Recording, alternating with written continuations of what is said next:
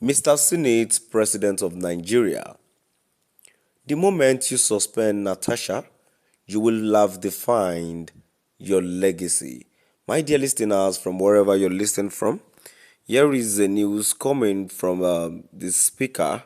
It is about the news about the Senate President that has suspended Natasha.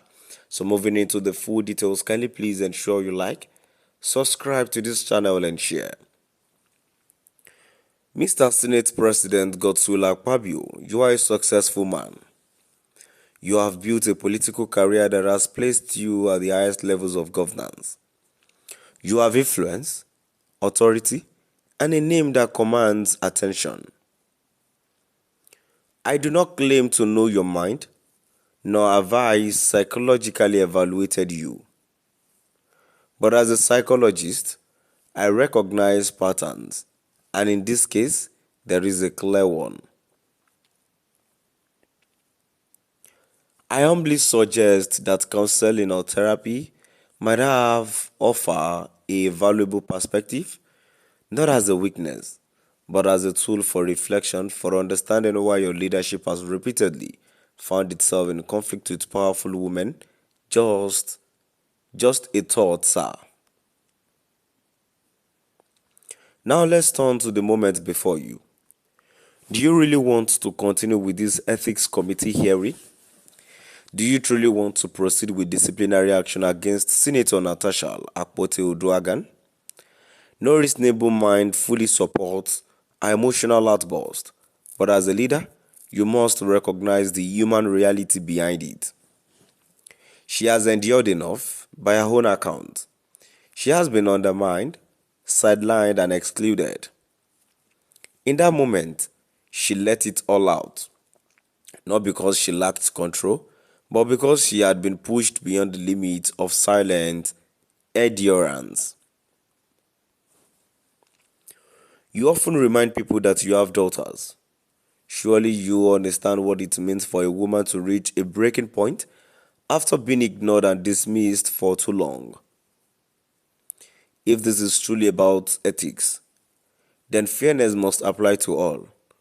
It must apply not just to Natasha, but to the institution that has created an environment where only 4 women stand among 105 men. Because make no mistake, this is the moment that will define your leadership forever. If the ethics committee moves forward with suspending her, it will not be seen as discipline. It will be seen as retaliation. It will be seen as an institution punishing a woman not for misconduct, but for refusing to be silent. It will be seen as a system protecting itself against a woman who refused to stay silent. If that happens, it will not silence Natasha. It will only give her a larger platform. It will not end this controversy. It will turn into an international story about gender suppression in Nigerian politics. This is no longer just a Senate issue. This is a global scandal in the making. At a time when Nigeria should be focused on economic recovery, national security, and governance, the focus is now on whether the Senate under your leadership is hostile to women in power. This is not just about Natasha. This is about how your entire leadership will be remembered.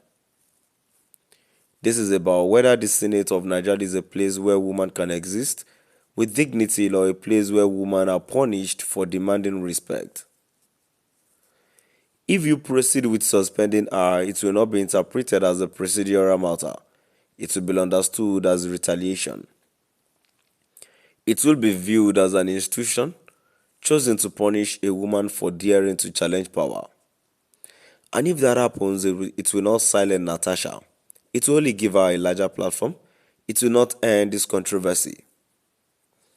It will only make it a defining moment in Nigerian politics, one that history will never forget. Mr. Senate President, your past has caught up with you, and now you have a crisis you cannot control.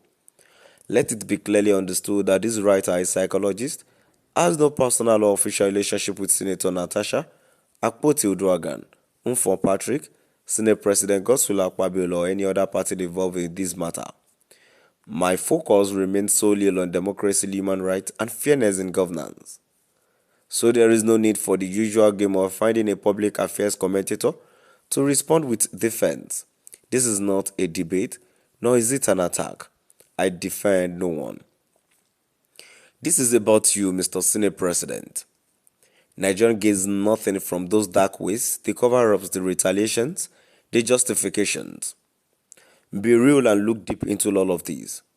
This is not about individuals, it is about the broader implications of leadership, gender equity and institutional integrity in Nigeria.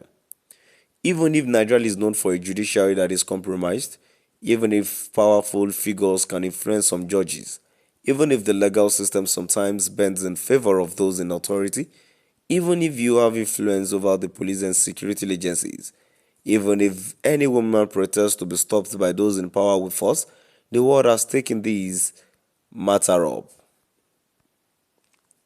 This is not the issue here. The issue is that this is not what you, as Senate President, need in these critical times for Nigeria. The issue is that this is not good for you personally, not good for your leadership, not good for your male-dominated Senate, and certainly not good for Nigeria.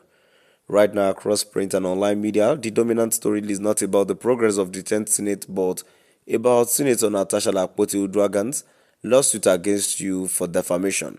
Instead of focusing on the Senate legislative contributions, the global conversation is about how Nigerian Senate President is being accused of silencing female politicians.